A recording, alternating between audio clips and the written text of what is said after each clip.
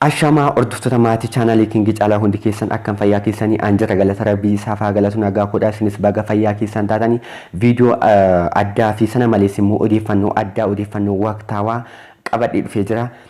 Odeeffannoon kunis maal seetanii waa'ee artistii keenya jaallatamaa fi kabajamaa artistii Haacaaluu Hundeessaa albama isaa ilaalchisee kan ta'u ta'a jechuudha.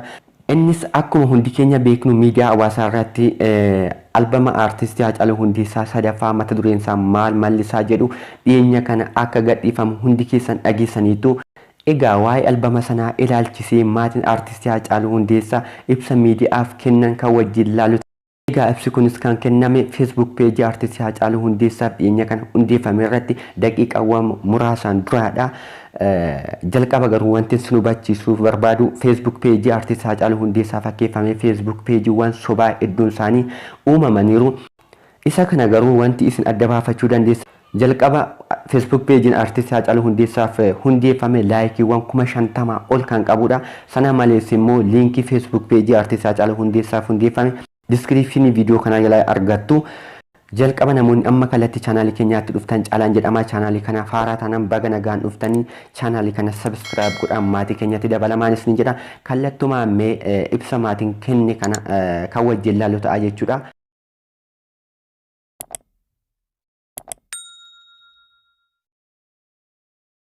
Akkas jedha. Albamii Haacaaluu Hundeessaa sadaffaa maal mallisaa jedhu ilaalchisee ibsa miidiyaaf kenname.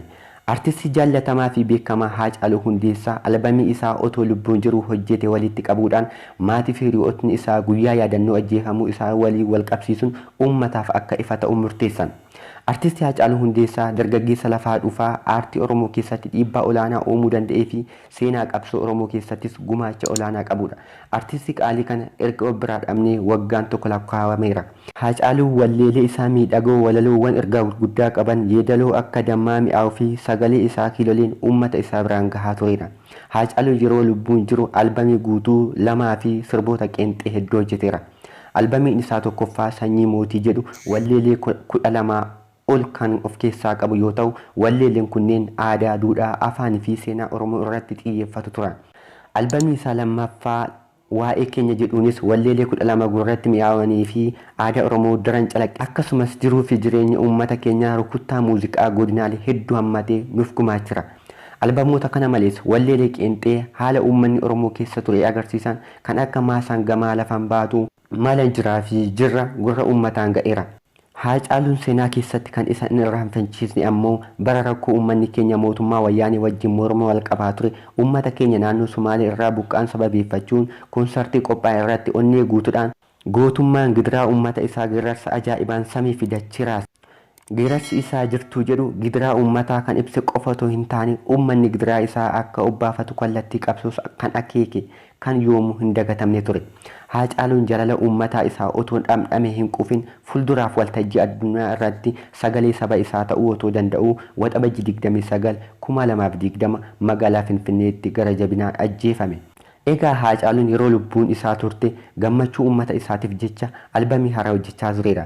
Hojiilee isaa kanaan maatii fi hiriyoonni isaa bakka inni jiru hundumaa walitti qabuudhaan waggaa tokkoof erga irratti hojjetanii booda kunoo guyyaa yaadannoo lubbuun isaa dabarteef akka qaqqabu taasisaniiru. Albamiin haaraa Haacaaluun hojjete sadaffaan mata dureen maal mallisaa jedhuun walleelee 14 kan qabu yoo ta'u dhimmoota Oromummaa, jaalala gootummaa, hawaasummaa, jaalala maatii, haadhaa warraa fi daa'imaa fi kan kana fakkaatan of keessatti kan hammatedha. Albamiin kun siidiidhaan gabaatti dhiyaachuuf qophaa'eera. Biyyoota keessatti siidiin gara walakkaa miliyoonaa yookaan 500,000 ol dhiyaatu qophaa'eera. Biyyoota alaatti ammoo onlaayinii gama Amazon, iTunes, Spotify fi kan kana fakkaatan irratti gurguruuf qophaa'eera. Kana malees hojiilee Haacaaluu uummataa biraan gahuu fi kallattii odeeffannoo madda tokko irraa taasisuuf akkasumas galii achirraa argamu irratti maatiin akka fayyadamu yaadamee toorri miidiyaalee hawaasaa garaagaraa banamee hojiitti seenameera. Isaan keessaa yeroo ammaa fuula Feesbuukii fi Yuutuubiin maqaan isaa banamee fi maatiin hoogganamu hojiirra ooleera. Warreen hafanis dhiyootti uummata ni beeksifna. Uummanni keenya biyya keessaa fi biyya alaa jiru jaallattoonni fi leellistoonni goota kanaa hojiilee isaa haala gaariin hojjetame kana CD orjinaala bituun warri toora intarneetaa fayyadamtanis achirraa qofa bittanii dhaggeeffachuun amanamummaa Haacaaluuf qabdan akka agarsiiftan maatiin isaa isin hubachiisa. Albamni Haacaaluu sadaffaa biyya keessatti guyyaa wixataa irraa eegalee godinaalee Oromiyaa, Finfinnee fi naannolee biraatti raabsuuf qophiin xumurameera. CD Haacaaluu haaraa sadaffaa kana karaa seeraan alaa namootni irraa fayyadamuuf socho'an yoo argitan eeruu kennuu fi qaamolee seeraatti himuu hin dagatinaa adaraa isiniin jenna. Eebbi albamii Haacaaluu maal mallisaa jedhuu fi eebbi albamii Haacaaluu maal mallisaa fi yaadannoo waggaa tokkoffaa ajjeefamuu isaa wiixata dhufu waxabajjii 28 2021 sagantaa guddaan bakka keessummoonni kabajaaf maatii fi jaallattoonni isaa argamanitti Finfinnee hoteela Skylight keessatti ni gaggeeffama. Koree eebba albamii Haacaaluu fi maatii isaatirra.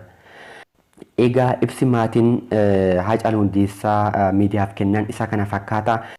Egaa asuma wanti dhaamuu barbaadu akkuma as keessatti ibsame jechuudhaan namootni faayidaa keessaniif jecha maqaa artistii keenyaa gadi xiqqeessitan sana malees immoo hojii artistii keenyaa gadi xiqqeessitan asumaan irraa of qusadhaan isiniin jedha. Sana malees immoo namoonni hojii artistii Haacaaluu Hundeessaa faayidaa isaaniitiif jecha fayyadamuuf yaadan yoo jiraatan jechuudha.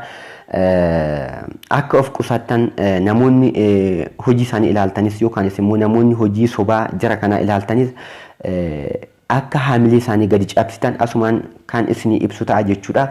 Egaa viidiyoo itti aanuun hanga walitti deebinutti nagaannaaf tura nagaatti.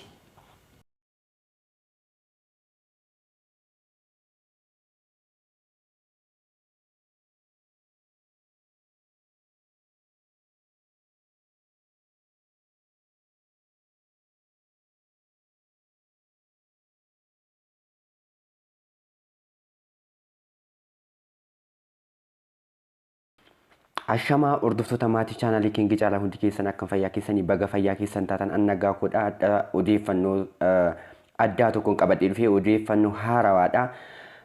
Jalqaba garuu namoonni amma kallattii chaanalii keenyaatti dhuftan baga chaanalii kanatti nagaan dhuftan ani Caalaan jedhama. Chaanalii kanaaf haaraa taanaan subscribe godhaa ammoo maatii keenyatti dabalamaan isiniin jedha.